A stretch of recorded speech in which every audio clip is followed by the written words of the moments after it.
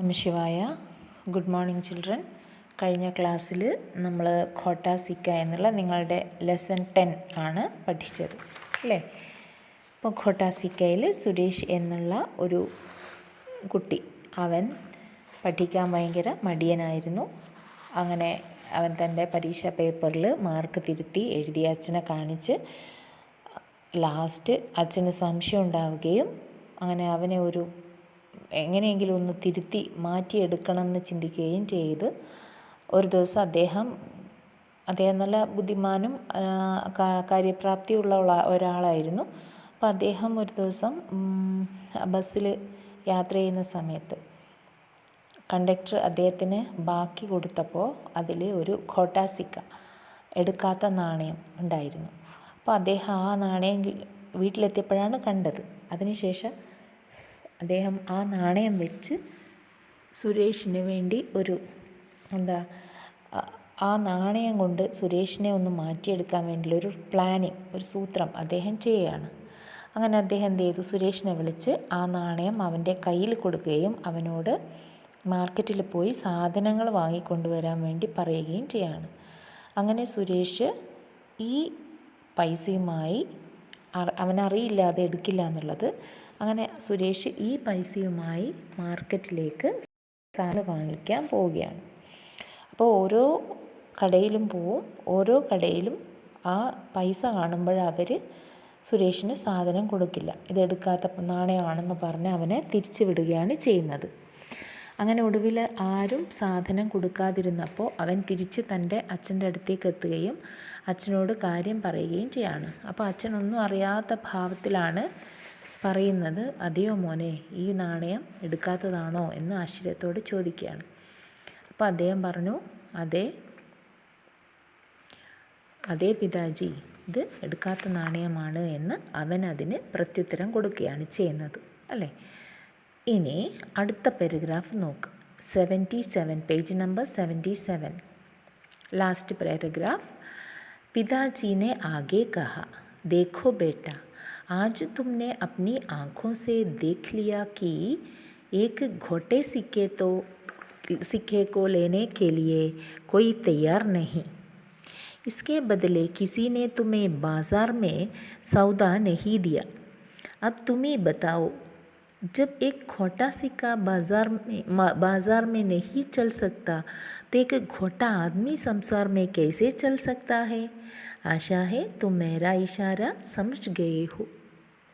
അപ്പോൾ അദ്ദേഹം, അച്ഛൻ അവനോട് പറയാണ്, പിതാജീനെ ആകെ കഹ, again he saying, പിതാജി saying, Dekho Beta, നോക്കൂ മോനെ. എന്താ പറഞ്ഞത്? ആജ് തുമ്നെ അപ്നി ആँखों से देख लिया, ഇന്ന് നീ നിൻ്റെ കണ്ണുകൊണ്ട് തന്നെ നേരിട്ട് നിനക്ക് അനുഭവം ഉണ്ടായി. എന്താണ് അനുഭവം ഉണ്ടായത്? आँखों से देख लिया कि एक घोटे सिक्के को लेने के लिए कोई तैयार नहीं. ഒരു എടുക്കാത്ത നാണയം അല്ലേ, ആ നാണയം, ബാഡ് കോയിൻ, അത് സ്വീകരിക്കാൻ ആരും തന്നെ തയ്യാറായില്ല എന്ന് ഇന്ന് നിനക്ക് മനസ്സിലായി. इसके बदले किसी ने तुम्हें बाज़ार में सौदा नहीं दिया. ഇതിനു പകരമായി, നാണയത്തിന് പകരമായി മാർക്കറ്റിൽ നിന്നും ആരും നിനക്ക് യാതൊരു സാധനവും തന്നില്ല. സൗദ എന്ന് പറഞ്ഞാൽ തിങ്സാണ്, സാധനങ്ങൾ. നെഹീദിയ. അബ് തുമി ബതാവു, ഇനി നീ തന്നെ പറ. ജബ് ഏക് ഘോട്ടാ സിക്ക ബാസാർ മേ നഹീ ചൽ സക്താ തോ ഏക് ഘോട്ടാ ആദ്മി സംസാർ മേ കൈസേ ചൽ സക്താ ഹൈ. ഒരു ഘോട്ടാ സിക്ക, എടുക്കാത്ത നാണയം മാർക്കറ്റിൽ ചിലവാകുന്നില്ല എങ്കിൽ ഒരു ഘോട്ട ആദ്മി, ഒന്നിനും കൊള്ളാത്ത അല്ലെങ്കിൽ ആർക്കും വേണ്ടാത്ത ഒരു മനുഷ്യൻ സംസാർ മേ കൈസേ ചൽ സക്താ ഹൈ, ഈ ലോകത്തിൽ എങ്ങനെ ജീവിക്കും അല്ലേ? അപ്പോൾ നമ്മളെ ഒന്നിനും കൊള്ളില്ല എന്ന് തോന്നുകയാണെങ്കിൽ, അല്ലെങ്കിൽ ഉപയോഗശൂന്യമായ ഒരു നാണയം എപ്രകാരമാണോ മാർക്കറ്റിൽ ചിലവാകാത്തത്, അതേപോലെയാണ് പഠിപ്പും വിദ്യാഭ്യാസവും അല്ലെങ്കിൽ അറിവും ഒന്നുമില്ലാത്ത, കേവലം ഒരു വിവരവുമില്ലാത്ത ഒരാളെ ഈ ലോകത്തിൽ ആർക്കും തന്നെ ആവശ്യമുണ്ടാവില്ല എന്നാണ് അച്ഛൻ പറഞ്ഞു കൊടുത്തത്. ഘോട്ട ആദ്മി എന്നുദ്ദേശിക്കുന്നത് എടുക്കാത്ത നാണയം പോലെ തന്നെയാണ് യാതൊരറിവും വിദ്യാഭ്യാസവും ഇല്ലാത്ത ഒരു മനുഷ്യൻ്റെ അവസ്ഥ. അവനെ ആർക്കും വേണ്ടി വരില്ല അല്ലേ? എഴുത്തും വായനയും അറിയാത്ത അല്ലെങ്കിൽ ഒന്നും അറിയാത്ത ഒരാൾ ഈ ഭൂമിയിൽ അയാൾക്ക് യാതൊരു വാല്യൂ ഇല്ല എന്നാണ് അച്ഛൻ പറഞ്ഞു കൊടുക്കുന്നത്. സംസാർമേ കൈസേ ചൽ സക്താ ഹെ. അപ്പം അങ്ങനെയുള്ള ആൾ എങ്ങനെ ഈ ലോകത്തിൽ ജീവിക്കുക? ആശാ ഹെ തും മേരാ ഇഷാര സമജ് ഗേ ഹോ. ഇഷാര എന്ന് വെച്ചാൽ സങ്കേത്, ഹിൻറ്റ് എന്ന് പറയും.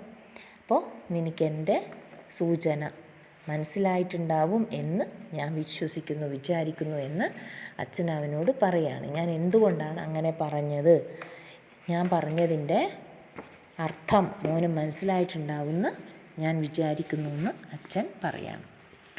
ഇനി അടുത്ത പേജ് നമ്പർ 78. सयाने को इशारा ही बहुत होता है. निस्संदेह पिछले दिनों सुरेश ने झूठ बोलकर एक भारी भूल की थी, किंतु अब वह बहुत पछता रहा था कि उसे ऐसा नहीं करना चाहिए था. अब उसके पिताजी ने ऐसा ढंग अपनाया कि उन्हें बहुत कहने की आवश्यकता नहीं पड़ी. उनके एक दो वाक्य ही सुरेश के हृदय पर इतना गहरा असर डाल गए कि उतना असर न धमकियों से होता, न लंबे चौड़े उपदेश झाड़ने से. खोटे सिक्के का उदाहरण सचमुच बहुत सफल रहा. सुरेश समझ गया कि जैसे खोटा सिक्का कोई भी लेने को तैयार नहीं होता और उसके द्वारा लेन देन का कोई व्यवहार नहीं किया जा सकता, इसी प्रकार खोटे आदमी भी कोई व्यवहार नहीं करना चाहता. इसी प्रकार खोटे आदमी से भी कोई व्यवहार नहीं करना चाहता. खोटा आदमी वो है जो खरा नहीं, जो सच्चा नहीं, जो मुंह से झूठ बोलता है और व्यवहार से झूठा है. അപ്പോൾ സയാനേക്കോ ഇഷാര ഹി ബഹുത് ഹോത്താ ഹെ. ചില ആൾക്കാർക്ക്, ബുദ്ധിമാന്മാരായ ആൾക്കാർക്ക് എന്താണ് ഇഷാര എന്ന് പറയുമ്പോൾ സങ്കേതം അല്ലെങ്കിൽ ഒരു സിഗ്നൽ മതി കാര്യങ്ങൾ മനസ്സിലാക്കാൻ അല്ലേ? അപ്പോൾ അവൻ പഠിപ്പില്ലെങ്കിലും, അവൻ പഠിക്കാൻ മണ്ടനാണെങ്കിലും അവന് ബുദ്ധിയുടെ യാതൊരു കുറവും ഉണ്ടായിരുന്നില്ല. അവൻ അച്ഛനെ പോലെ തന്നെ ബുദ്ധിമാനായിരുന്നു, കാര്യങ്ങൾ മനസ്സിലാക്കുന്ന ആളായിരുന്നു. അപ്പോൾ സയാനേക്കോ ഇഷാര ഹി ബഹുത് ഹോത്താ ഹെ. അപ്പോൾ ഇയാൾ അച്ഛൻ ഒരു ചെറിയ ഉദാഹരണത്തിലൂടെ ചെറിയ ഒരു എടുക്കാത്ത അല്ലെങ്കിൽ ഉപയോഗശൂന്യമായ ഒരു നാണയം വെച്ച് അവൻ്റെ ജീവിതവുമായി താരതമ്യം ചെയ്തപ്പോൾ അവന് പെട്ടെന്ന് കാര്യം പിടികിട്ടി അച്ഛൻ എന്തുകൊണ്ടാണ് ഇന്ന് ഇങ്ങനെ പറഞ്ഞത് എന്ന് അല്ലേ? നിസ്സന്ദേഹ പിछले दिनों സുരേഷ് ने झूठ बोलकर एक भारी भूल की थी. നിസ്സന്ദേഹ മീൻസ് വിത്തൗട്ട് ശങ്ക മീൻസ് സംശയം അല്ലേ? വിത്തൗട്ട് എനി ഡൗട്ട്, അതാണ് നിസ്സന്ദേഹ.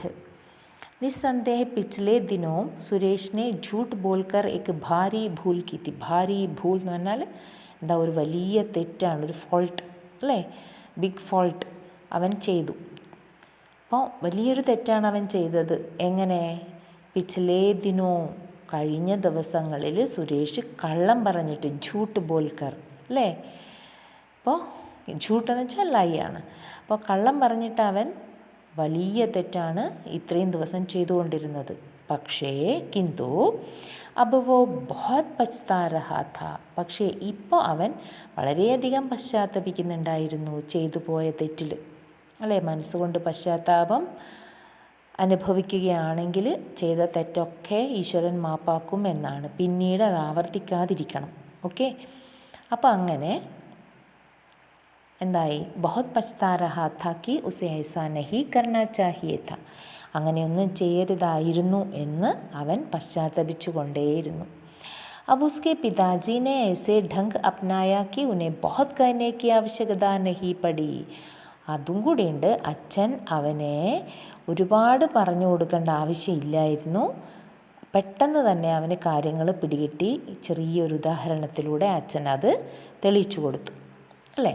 അതുകൊണ്ട് തന്നെ ഉൻകെ ഏക് ദോ വാക്യ ഹി സുരേഷ് കെ ഹൃദയ പർ ഇतना गहरा असर डाल गए कि उतना असर न धमकियों से होता. അദ്ദേഹത്തിൻ്റെ ഉൻകെ ഏക്ക് ദോ വാക്യ ഹി, ഒന്നോ രണ്ടോ സെൻറ്റൻസ് അല്ലേ, ഒരുപാട് പറയേണ്ട ആവശ്യമില്ല കുട്ടിക്ക് കാര്യങ്ങൾ മനസ്സിലാക്കാൻ. അപ്പോൾ പറഞ്ഞത് തന്നെ പറഞ്ഞുകൊണ്ടേയിരിക്കുമ്പോൾ അവർക്കത് ബോറാവും അല്ലേ, അവർക്ക് അനുസരിക്കാൻ മടിയാവും. പക്ഷേ ചില കാര്യങ്ങൾ വളരെ സൂക്ഷ്മമായ കാര്യങ്ങളായാലും ഒന്നോ രണ്ടോ സെൻറ്റൻസിൽ പറയുമ്പോഴേക്കന്നെ കാര്യം പിടികിട്ടും. അപ്പോൾ സുരേഷ് കെ ഹൃദയ പർ ഇത്ന ഗഹര അസർ എന്ന് പറഞ്ഞാൽ വലിയൊരു പ്രഭാവം, ഇൻഫ്ലുവൻസാണ് അസർ. അവൻ്റെ ഹൃദയത്തിൽ വലിയൊരു ഇൻഫ്ലുവൻസ് ഉണ്ടാക്കി അദ്ദേഹത്തിൻ്റെ വാക്കുകൾ.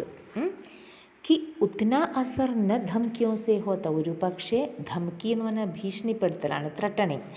ഒരു പക്ഷേ ത്രട്ടണിങ് കൊണ്ടോ അല്ലെങ്കിൽ ന ലംബേ ചൗടെ ഉപദേശ്, വലിയ നീളമുള്ള ഉപദേശങ്ങൾ കൊണ്ടോ മാറ്റാൻ പറ്റാത്ത ഒരു വലിയ മാറ്റമാണ് ഈ ഒരു ചെറിയ ഉദാഹരണത്തിലൂടെ അദ്ദേഹത്തിന് നേടാൻ സാധിച്ചത് അല്ലെങ്കിൽ ചെയ്യാൻ സാധിച്ചത്. എന്ന് വെച്ചാൽ ഒരുപാട് സമയത്തെ ഉപദേശമോ അല്ലെങ്കിൽ ഭീഷണിയോ അടിയോ ഒന്നുമില്ലാതെ തന്നെ ഈ ഒരു ഖോട്ടാസിക്ക അല്ലെങ്കിൽ ഉപയോഗശൂന്യമായ നാണയം വെച്ചിട്ട് അദ്ദേഹം ആ ഒരു എക്സാമ്പിളിലൂടെ തൻ്റെ മകനെ നേർവഴിക്ക് എത്തിച്ചു അല്ലേ. അപ്പോൾ വളരെ ചെറിയ ഒരു കാര്യത്തിലൂടെ അവനെ നേർവഴിക്ക് എത്തിച്ചു, അതാണ് ഇവിടെ പറയുന്നത്. എന്നിട്ടോ ലംബേ ചൗടെ ഉപദേശ് ഝാഡ്നെ സെ, ഉപദേശ് ഝാഡ്ന എന്ന് പറഞ്ഞാൽ ഉപദേശിക്കുക എന്നുള്ള അർത്ഥമാണ്. ഘോട്ടെ സിക്കയ്ക്ക് ഉദാഹരണം സച്ച്മുച്ച് ബഹുത് സഫൽ രഹ. അപ്പോൾ ഈ ഘോട്ടാ സിക്കയുടെ ഉദാഹരണം കൊണ്ട് അച്ഛൻ വളരെയധികം സഫലത നേടി എന്ന് പറഞ്ഞാൽ മകനെ നേർവഴിക്ക് നയിക്കാൻ അദ്ദേഹത്തിന് സാധിച്ചു. सुरेश समझ गया कि जैसे खोटा सिक्का कोई भी लेने को तैयार नहीं होता और उसके द्वारा लेन देन का कोई व्यवहार नहीं किया जा सकता. അപ്പോൾ ഈ ഉദാഹരണത്തിലൂടെ തന്നെ അവന് അവൻ്റെ ജീവിതവുമായിട്ടുള്ള ആ ഒരു കാഴ്ചപ്പാട് മനസ്സിലായി. എങ്ങനെയാണ് എടുക്കാത്ത നാണയം അവൻ തന്നെയാണ് മാർക്കറ്റിൽ കൊണ്ടുപോയി സാധനം വാങ്ങിക്കാൻ ശ്രമിച്ചത് അല്ലേ. അപ്പോൾ ആ നാണയം വെച്ച് ആരും തന്നെ സാധനങ്ങൾ വാങ്ങിച്ചില്ല. അപ്പോൾ അവന് തന്നെ മനസ്സിലായി ആ നാണയം അവിടെ ചിലവാവില്ല. അപ്പോൾ അതേപോലെ തന്നെയായിരിക്കും അവൻ്റെ ലൈഫും. അവൻ ഒന്നും പഠിക്കാത്ത, യാതൊരു വിവരവും ഇല്ലാത്ത വെറും മന്ദബുദ്ധിയായ കുട്ടിയായി മാറിയാൽ അവനെയും സമൂഹത്തിന് വേണ്ടി വരില്ല എന്നുള്ളൊരു തോന്നൽ ഈ നാണയത്തിലൂടെ അവനിൽ ഉണ്ടാക്കിയെടുക്കാൻ സാധിച്ചു അച്ഛന് അല്ലേ. അതുകൊണ്ട് തന്നെ അവൻ സ്വയം ചിന്തിക്കുകയാണ്. സുരേഷ് സമജ് ഗയ, അവൻ മനസ്സിലാക്കി എന്തെന്നാൽ ജൈസെ ഖോട്ടാ സിക്ക കൊയ് ഭി ലേനെ കോ തയ്യാർ നഹി ഹോ, എപ്രകാരമാണോ ഈ ഉപയോഗശൂന്യമായ നാണയം ആരും തന്നെ സ്വീകരിക്കാൻ തയ്യാറല്ലാതിരുന്നത്, ഉസ്കെ ദ്വാര ലേൻ ദേൻ കാ കൊയ് വ്യവഹാർ നഹി കിയാ ജാ സക്ത, ആ പൈസ വെച്ചിട്ട് ലേൻ ദേൻ എന്ന് പറഞ്ഞാൽ വാങ്ങലും കൊടുക്കലും അല്ലേ, ലേന ദേന, ആ പൈസ വെച്ച് യാതൊരു സാധനങ്ങളും വാങ്ങലോ കൊടുക്കലോ ചെയ്യാൻ സാധ്യമല്ല. എന്ന് വെച്ചാൽ തീരെ ഉപയോഗശൂന്യമായ ഒരു സാധനമായിരുന്നു ആ നാണയം. ഇസി പ്രകാർ, അതേപോലെ ഖോട്ടെ ആദ്മി സേ ഭി കൊയ് വ്യവഹാർ നഹി കർനാ ചാത്ത, അതേപോലെ ഉപയോഗശൂന്യനായ ഒരു മനുഷ്യനെ അല്ലെങ്കിൽ ആർക്കും ഉപയോഗമില്ലാത്ത ഒരു മനുഷ്യനെ അയാളുമായി സഹകരിക്കാൻ അല്ലെങ്കിൽ അയാളുമായി പെരുമാറാൻ കൂടിച്ചേരാൻ ആരും തന്നെ ഇഷ്ടപ്പെടില്ല എന്ന് സുരേഷിന് ഈ ഉദാഹരണത്തിലൂടെ മനസ്സിലായി. ഖോട്ടാ ആദ്മി വോ ഹോത്താ ഹെ ജോ ഖാരാ നഹി, ജോ സച്ചാ നഹി, ജോ മുँह से झूठ बोलता है और व्यवहार से झूठा है.